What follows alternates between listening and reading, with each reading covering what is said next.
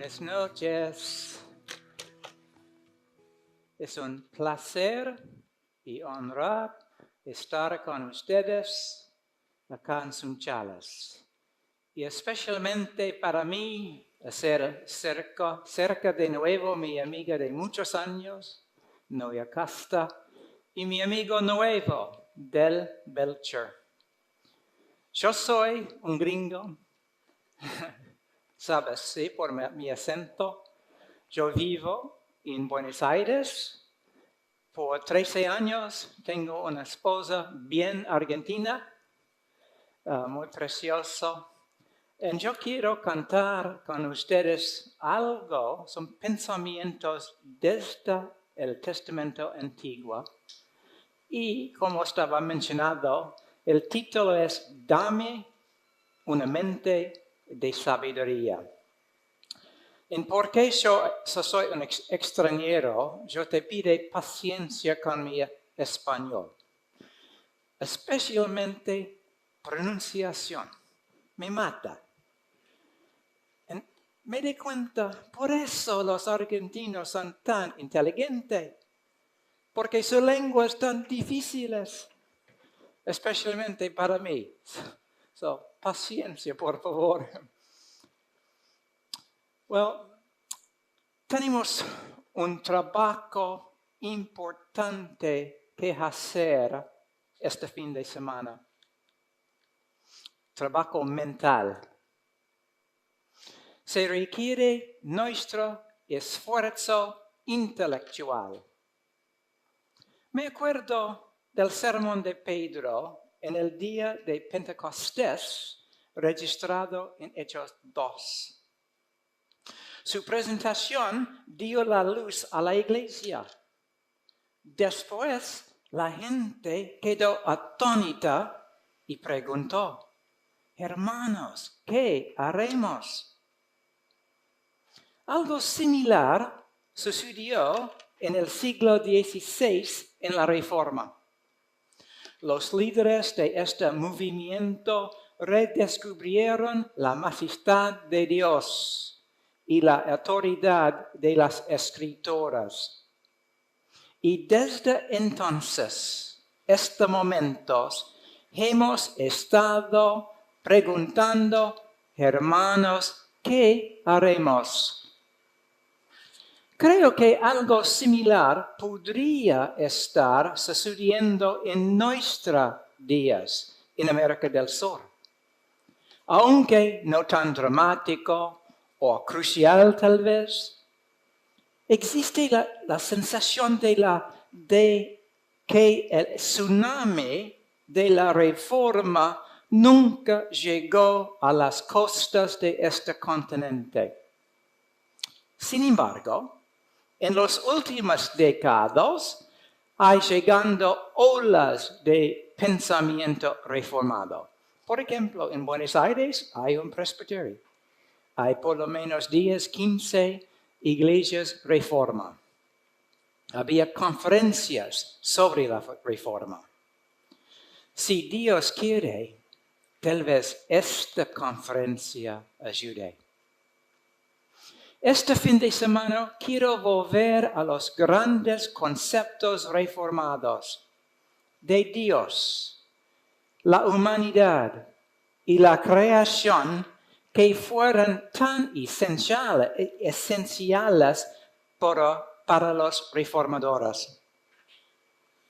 En mis 2 sesiones examinaremos la fuente primaria de nuestra fe y entendimiento para buscar mentes renovadas por Dios a través de su palabra. Consideraremos hoy y mañana los Salmos 90 y 107. Y siempre en el fondo de nuestra mente recordemos la pregunta de Hechos 2, hermanos, ¿qué haremos? Para decirlo en otra manera, consideraremos la pregunta, ¿cómo debemos vivir bajo tales grandes verdades? Y para declarar los salmos claramente en español, el traductor va a leer cuando necesitamos la escritura para que esté perfectamente, claramente expresado. En un momento voy a pedirlo a leer. Primero, Génesis 1 y 2 revela que Dios es un pensador. Él planeó cuidadosamente la creación y hizo un mundo diseñado para apoyar la vida humana. Él es totalmente sabio y omnisciente. Y por esta razón, las criaturas hechas a su imagen, vos y yo, también son pensadoras. Y por supuesto, nuestro poder mental está limitado por ser finito y caído. Pero, como mayordomos de Dios en este mundo, el cuidar el pensamiento es esencial. Conocimiento y sabiduría son aspectos críticos, no secundarios, de la espiritualidad bíblica. Desafortunadamente, a menudo hemos descuidado nuestras mentes. Muchos cristianos son bastante ignorantes acerca de la Biblia y la teología. Sabemos poco sobre el contexto espiritual en que pensamos. Un líder cristiano llamó a esto un escándalo y pecado. La verdad, no podemos servir bien a Dios a menos que aprendamos a amar a Dios con nuestras mentes. Como dijeron a Moisés y Jesús a nosotros. Esto no requiere educación avanzada, salvo los que así son llamados, sino mentes dedicadas a honrar a Dios a través del aprendizaje permanente. Debemos hacer dos cosas: entender la Biblia y entender nuestro mundo. Entonces, durante hoy y mañana, nos enfoquemos a renovar nuestras mentes estudiando los Salmos 90 y 107. Consideraremos lo que la Biblia enseña acerca de Dios, de nosotros mismos y en este mundo bajo pecado. Que Dios renueve nuestras mentes a través del entendimiento que obtengamos. Hay 4 preguntas que queremos responder. 1. ¿Qué nos enseñan estos salmos acerca de Dios? 2. ¿Qué revelan sobre los seres humanos? 3. ¿Qué dicen acerca de nuestro mundo pecaminoso? Y 4. ¿Qué enseñan acerca de pensar como siervos de Dios? En otras palabras, queremos aprender a pensar correctamente bajo las doctrinas reformadas. Hoy y mañana necesitamos concentrarte. Estas 2 sesiones serán un ejercicio para algunos para aprender a amar a Dios con la mente. Entonces, comenzamos con Salmo 90. Tienes un folio, un papel, y vamos a comenzar leyendo versículos 1 y 2 y después, o Después, mientras preguntamos qué enseñan estos versículos acerca de Dios. So, por favor, lee versículos 1 y 2 en ustedes. Escuchan y leer con su papel, por favor.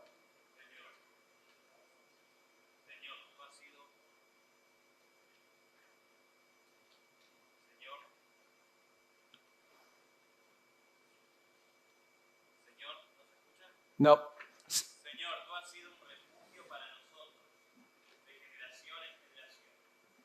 Antes que los montes fueran engendrados y nacieran la tierra y el mundo, desde la eternidad y hasta la eternidad, tú eres Dios.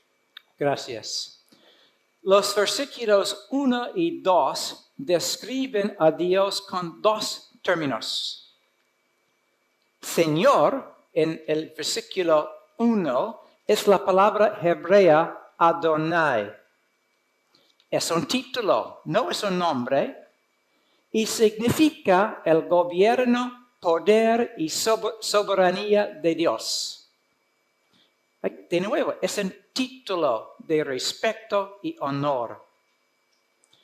Dios, en el versículo 2, es el hombre Elohim y enfatiza su trascendencia. Basándonos en cómo se usa este nombre en el Antiguo Testamento, aprendimos varias cosas importantes. Primero, Dios es absoluto y eterno. Él existía antes de la creación. 2. Dios es autoexistente. Nadie creó a Dios. 3. Se explica por sí mismo. Nadie tiene mejor conocimiento que Él. 4. Él es autosuficiente. No depende de nada, ni de nadie. Él es omnipotente, omnisciente, omnipresente. Él es la fuente de virtud, la verdad y la bondad.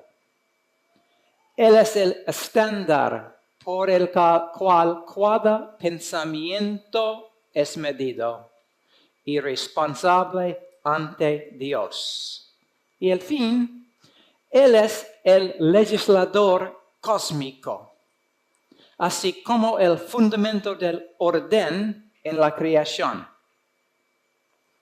En el versículo 1, la palabra refugio significa morada o protección y provisión para su pueblo. También significa que Dios es su punto de referencia a través del tiempo. En otras palabras, Elohim era su estrella del norte o su GPS cósmico en esta vida. La expresión generación en generación se refiere de la fidelidad de Dios a lo largo de toda la historia de los hebreos. Dios nunca se fue de vacaciones, como los argentinos, en enero y febrero, a veces marzo. Nunca se trajo, nunca se detuvo para ver a Argentina en el Copa del Mundo. Yo confieso, yo vi. Siempre estuve presente y siempre consciente de todo lo que impacta en su gente. En el versículo 2 leemos, antes que los montes fueran engendrados y nacieran la tierra y el mundo, desde la eternidad y hasta la eternidad, tú eres Dios. Y honestamente me gusta más en español que en inglés esta frase. El versículo afirma que Elohim es el creador. Debido de Él es la fuente de todo. Todos dependen en Él. Y Él continúa sosteniendo el mundo. Cada aspecto de la creación revela su propiedad y gobierno. Ahora leemos, por favor, versículos 3 a 11. Haces que el hombre vuelva a ser polvo y dices, volved, hijos de los hombres, porque 1000 años ante tus ojos son como el día de ayer que ya pasó y como una vigilia de la noche. Tú los has barrido como un torrente, son como un sueño, son como la hierba que por la mañana reverdece, por la mañana florece y reverdece, al atardecer se marchita y se seca. Gracias.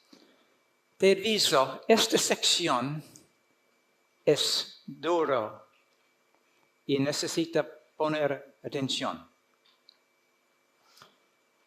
El versículo 3 dice, devuelvas al hombre el polvo. Dios controla la vida y la muerte de cada persona. Si entendemos solo esto, nos inclinaremos a temer a Dios. En la Biblia, la expresión en el polvo es una metáfora que significa muerte, pero también estatus. Ser levantado del polvo significa recibir honor y poder. Escuchan cómo los salmos describen este aspecto. Dice, Él levanta el pobre del polvo y al necesitado saca del muladar para sentarlos con príncipes, con los príncipes de su pueblo. Salmo 113, versículos 7 a 8. ¿Recuerdan este concepto? El concepto de reversión. Nos referimos en él de nuevo al final. En el versículo 7 leemos, porque hemos sido consumidos por tu ira y por tu furor hemos sido conturbados. Este versículo muestra que Dios está en control de nuestro destino. Pero también indica que la relación entre los humanos y Dios no es positiva. Está enojado con la humanidad. Y nuestras muertes están conectadas a su ira. ¿Y por qué? El versículo 8 proporciona la razón por la que Dios está enojado. Has puesto nuestras iniquidades delante de ti, nuestros pecados secretos a la luz de su presencia. Nuestros pecados son la causa de la ira de Dios, así como de nuestra muerte. Nuestros pecados producen también sufrimiento y maldad. La frase pecados secretos muestra que Dios sabe todo acerca de nosotros. No podemos ocultar nada de su vista. Como dejamos en el Capital Federal, tal vez en su provincia también, olvidamos. Ahora vemos en el versículo 11, Moisés pregunta, ¿quién conoce el poder de su ira y tu furor conforme al temor que se te debe? Esta es una pregunta retórica. Realmente dice que nadie pregunta. Nadie se tiene a considerar la conexión entre su sufrimiento y el pecado. Nadie piensa en la ira de Dios o en su propia muerte. Y nadie considera la razón del mal en este mundo.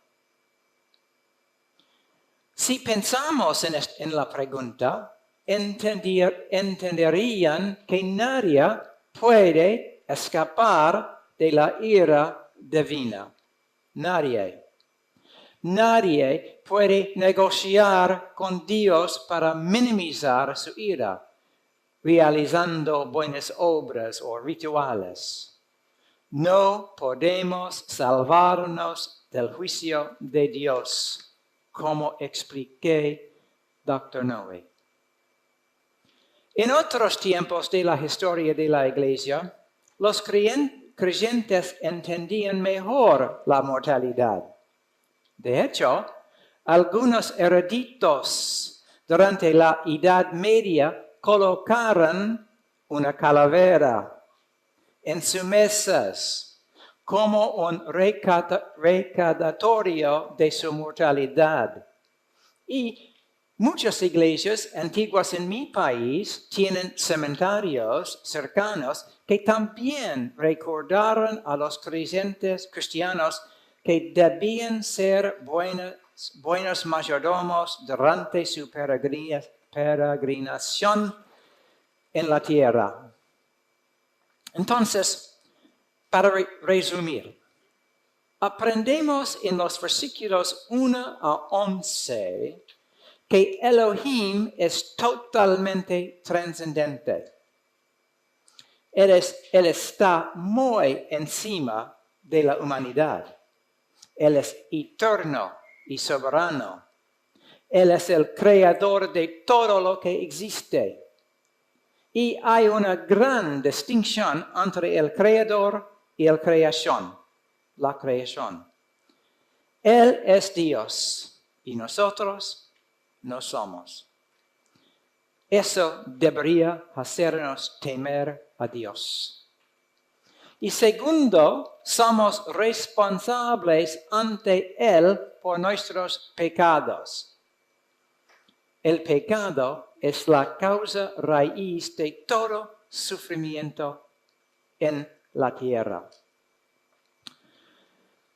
Segundo, vemos de nuevo parcialmente esta sección que leemos sobre los seres humanos. El Salmo 90 enseña que hay dos hechos sobre la naturaleza humana y nuestra existencia, lo que casi todas las religiones, cosmovisiones, filosofías y ideologías están de acuerdo. Somos finitos y caídos. La existencia del mal y la mortalidad humana son hechos de la realidad. Primero, la finitud. Los versículos 3 a 6 declaran lo siguiente acerca de la naturaleza transitoria de los seres humanos. Somos finitos. Claramente, no podemos superar nuestras limitaciones básicas. Nunca voy a ser como Lionel Messi, por ejemplo. Nunca. En esta vida, tal vez en la vida que viene, pero lo dudo. No podemos eliminar nuestra falta de experiencia o limitaciones de intelecto o talento. Nunca voy a ser un Pavarotti. En esta vida, en seguro, probablemente la que viene también. No podemos cambiar los hechos de nuestro nacimiento, herencia étnica y muchas debilidades de nuestra identidad personal. El Salmo 90 proporciona dos metáforas que ilustran cuán fugaz es la vida. Primero, somos criaturas del polvo, como vimos anteriormente. La segunda metáfora es hierba. De hecho, pensás en eso la próxima vez tomas mate. Somos criaturas de hierba. Mate, hierba. Considerando la eternidad nuestras vidas son transitorias y cortas. El Salmo 102 se hace eco del contraste entre Dios y la humanidad expresada en el Salmo 90. Dice, mis días son como sombra que se alarga, y yo me seco como hierba. Mas tú, Señor, permaneces para siempre, y tu nombre por todas las generaciones. Versículos 11 y 12. De acuerdo con Salmo 90, aquí hay una gran diferencia entre el Creador y su creación. Él, de nuevo, es trascendente, santo y eterno. Nosotros somos finitos y caídos. Pero, como veremos, el Salmo 90 también muestra que la persona sabia, la que se renueva mentalmente, sabe cómo responder a los hechos sobre realidad. Segunda, la caída. Los versículos 7 a 11 hablan del segundo hecho de la realidad con respecto a la condición humana. Estamos caídos, pecamos, hacemos el mal y el mal se nos hace a nosotros. Somos culpables ante Dios. El Salmo 90, como puedes ver ahora, es muy contundente acerca de la pecaminosidad. Es una de las palabras que me matan. Si puedes ver mis notas, es en amarilla, pero eso no me ayuda. De la condición humana. Explica que la vida humana es trabajo y pesar debido al pecado y la ira de Dios. Y a pesar de las muchas bendiciones en esta vida que no merecemos, la realidad del mal y el sufrimiento muestra que el mundo está fuera del orden. Las cosas a menudo no funcionan bien o siguen según lo planeado. Todo se degrada y se degenera. La muerte es nuestro destino. Además, las relaciones humanas están fuera de orden. Unos momentos viendo las noticias de la noche o hablando con nuestro prójimo nos dice que el pecado produce tristeza y pérdida en nuestras vidas. Entonces, hagamos varias observaciones basadas en estos versículos. El versículo 8 dice, has puesto nuestras iniquidades delante de ti, nuestros pecados secretos a la luz de su presencia. Esto nos dice dos hechos importantes. Primero, somos moralmente responsables ante Dios. Él no es solo nuestro creador, sino también nuestro juez. Segundo, Dios sabe todo acerca de nosotros. De nuevo, no podemos ocultar nada. Debemos dar cuenta de todo lo que hacemos, pensamos y hablamos. Los versículos 9 a 10 dice, porque tú por tu furor han declinado todos nuestros días. Acabamos nuestros años como un suspiro. Con todo, su orgullo es solo trabajo y pesar, porque pronto pasa y volamos. Thomas Hobbes, filósofo británico del siglo XVII, describió las relaciones sociales entre los seres humanos como, en citas, medio continuo y peligro de muerte violenta. Y la vida del hombre, solitaria, pobre, desagradable, brutal y corta. Esto resulta en un estado de guerra por el cual cada hombre es enemigo de cada hombre. Hobbes describe mucho más tarde en la historia humana lo que Génesis capítulos 4 a 11 revela acerca de la humanidad inmediatamente después de la caída en pecado. El corazón humano alienado de Dios y de los demás se convirtió en, citas, que toda intención de los pensamientos de su corazón era solo hacer siempre el mal. Génesis 6:5. Amigos, esta es la realidad, nuestra realidad. Somos criaturas del Dios absoluto, Elohim, finitos y caídas. Separados de Cristo, existimos en una relación hostil con Él.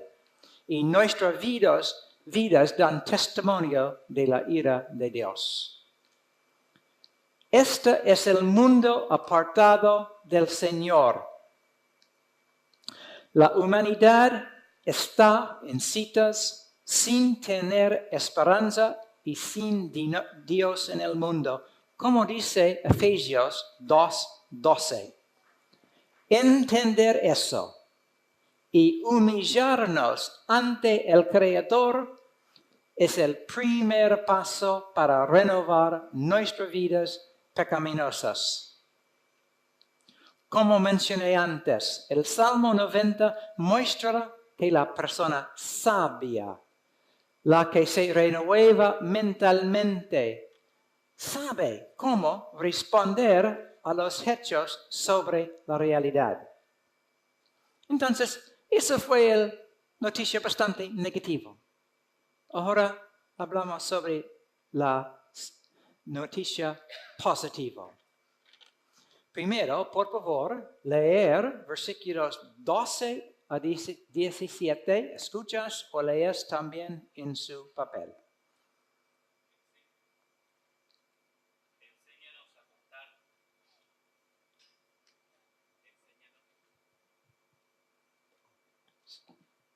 Los ciberdemonios. Siempre hay un problema. Enséñanos a contar de tal modo nuestros días, que traigamos al corazón sabiduría. Vuelve, Señor, ¿hasta cuándo? Y compadécete de tus siervos. Sácianos por la mañana con tu misericordia, y cantaremos con gozo y nos alegraremos todos nuestros días. Alégranos conforme a los días que nos afligiste, y a los años en que vimos adversidad. Manifiéstese tu obra a tus siervos, y tu majestad a sus hijos. Y sea la gracia del Señor sobre nuestro Dios, del Señor nuestro Dios sobre nosotros. Confirma pues sobre nosotros la obra de tus manos. Sí, la obra de nuestras manos confirma. Gracias a Dios. Versículos 3 a 11 no es toda la historia. Moisés nos dice cómo podemos relacionarnos con Dios dada la realidad. Primero, noten el cambio en los hablantes. Antes en el Salmo leemos nosotros y nos, la voz de los mortales finitos y caídos. Pero ahora el hablante se llama a sí mismo siervo. Versículos 13 y 16. ¿Qué pasó? ¿Cómo cambió la relación con Dios? Segundo, considera cómo el Salmo revela otros aspectos del carácter de Dios maravillosos. Él es un maestro. Él es la fuente de sabiduría. Él manifiesta misericordia y tiene piedad. Él satisface a sus siervos con bendiciones para que florezcan. Él los bendice y les da significado a sus vidas. Él revierte la futilidad de las vidas dominadas por el pecado y la destrucción. Y el concepto de reversión es muy importante en Salmos 107 que consideremos mañana. Tercero, notas cuántas peticiones asombrosas suyas que el siervo ahora hace al Señor. Versículo 12. Enséñanos.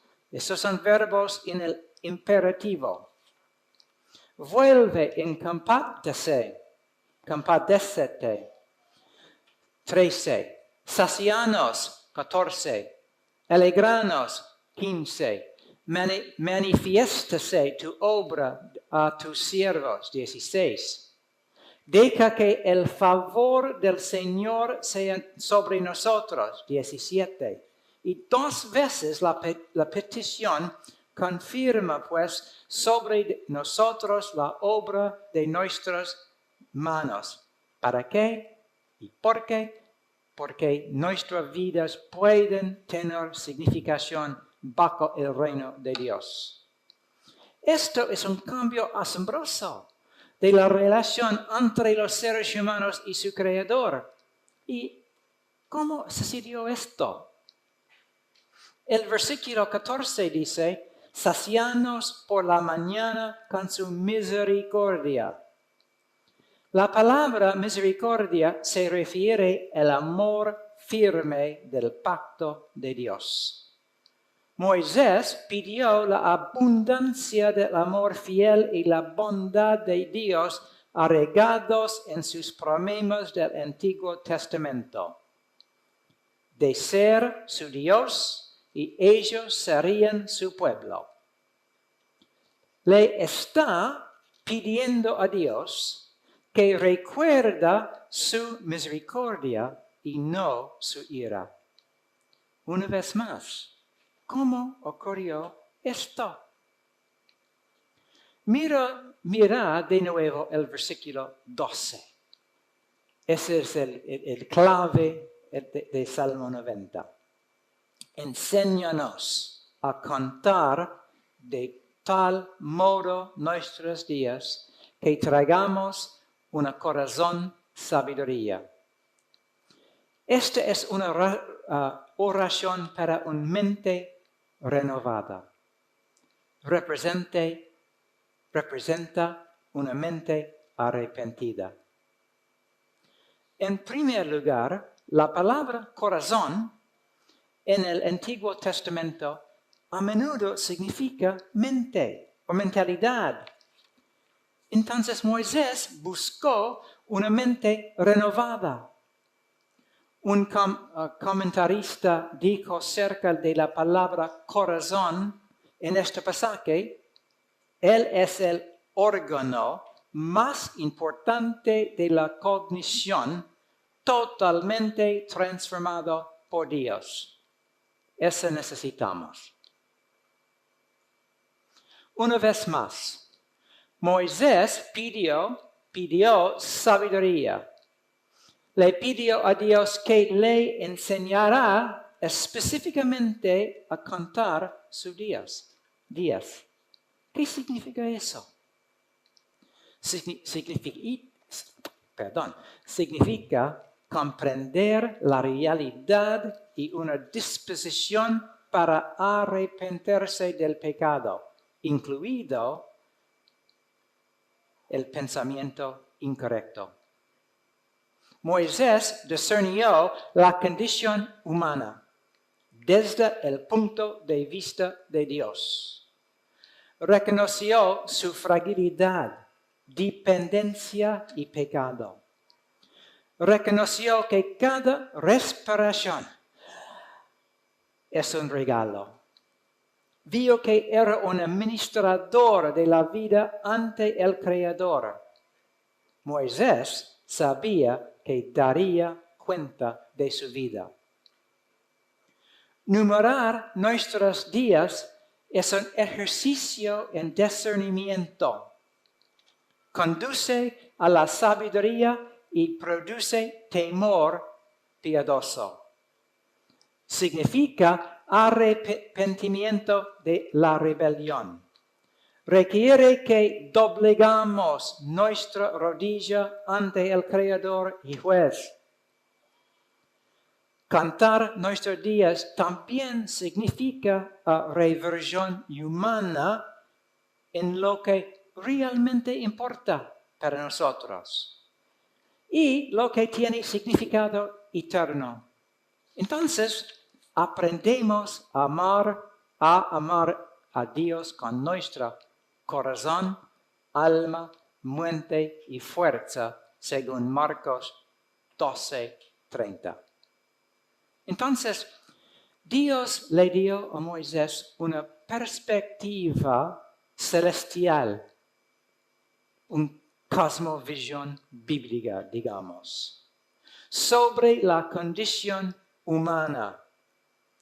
Moisés obtuvo un poco de la sabiduría de Dios sobre el mundo y cómo se relaciona con la humanidad de acuerdo de su pacto.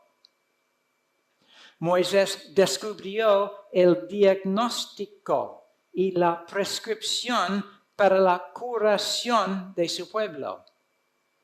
Se dio cuenta de que necesitaba pensar en una manera diferente sobre el pecado y la gracia.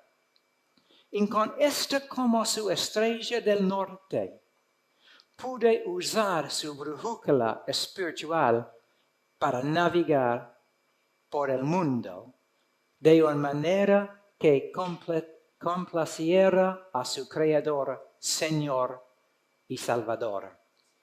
O, para decirlo de otra manera, aprendió cómo Dios transforma la ira en gracia y bendición, que es una reversión.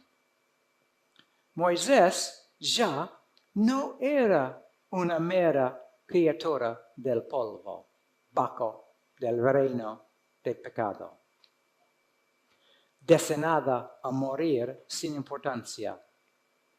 Debido a la gracia de Dios, fue resucitado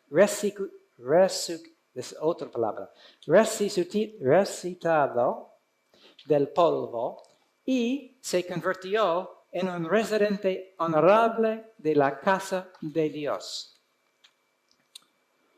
Finalmente, ¿qué hay de nosotros? Todo lo que el Salmo 90 dice acerca de la condición humana es solo tan real como lo era entonces. Si no eres un discípulo de Jesucristo, continuarás sufriendo en este mundo bajo el desagrado de Dios. Pero gracias a Dios, un Salvador habiendo a la tierra, Jesucristo. Y Él nos proporciona la misericordia de Dios. Si nos arrepentimos de nuestros pecados. Además, si buscamos la sabiduría de Dios, nuestras mentes se renovarán y nuestras almas se salvarán de la ira de Dios. Como Pablo nos dijo, porque la palabra de la cruz es necedad para los que se pierden. Pero para nosotros los salvos es poder de Dios. Mas por obra suya estáis vosotros en Cristo Jesús, el cual se hizo para nosotros sabiduría de Dios y justificación y santificación y redención, 1 Corintios 1, 18 y 30. A la luz de todo lo que el Salmo nos dice, la única respuesta válida para el creyente cristiano es la simple oración de Moisés. Así que enséñanos a contar nuestros días. ¿Para qué? Para podemos tener un corazón de sabiduría. Dados los hechos de la realidad, basada en la diagnosis de la Biblia, en la cosmovisión bíblica, el Salmo 90 enseña que la única postura sabia es la de escuchar y aprender de Dios a lo largo de toda nuestra vida. Hermanos y hermanas, debemos llevar nuestros cerebros al Señor y inscribirnos en su escuela. El hecho de que Dios nos enseña implica sumisión, obediencia y responsabilidad. Por lo tanto, si eres un creyente, acércate al aprendizaje serio y a lo largo plazo. Busca a Dios continuamente por una mente renovada. Y nunca olvidamos la pregunta Hechos 2. Hermanos, ¿qué haremos? Pero si no eres un creyente, te insto a abrazar la realidad. Apartado de Jesucristo, no hay esperanza en este mundo. Pero con Jesús hay esperanza para esta vida y la próxima. Bien, espero tu mente no está totalmente frita. Quiero orar para nosotros, ¿ok? Y si me permite, voy a orar en inglés. Okay? Heavenly Father, your word is frightening and awe-inspiring. It is both terrorizing in its diagnosis, but inspiring in the hope that it brings and the restoration it brings. If we follow your commands, if we bow our needs to you as our Creator, if we confess our sins and turn to Jesus Christ, there is hope, more hope than we can possibly imagine. So I pray tonight that that would be real for this people and real for me, and that going forth, the waves of the Reformation would continue to break against the coast of South America, and especially Argentina. In Christ's name, amen.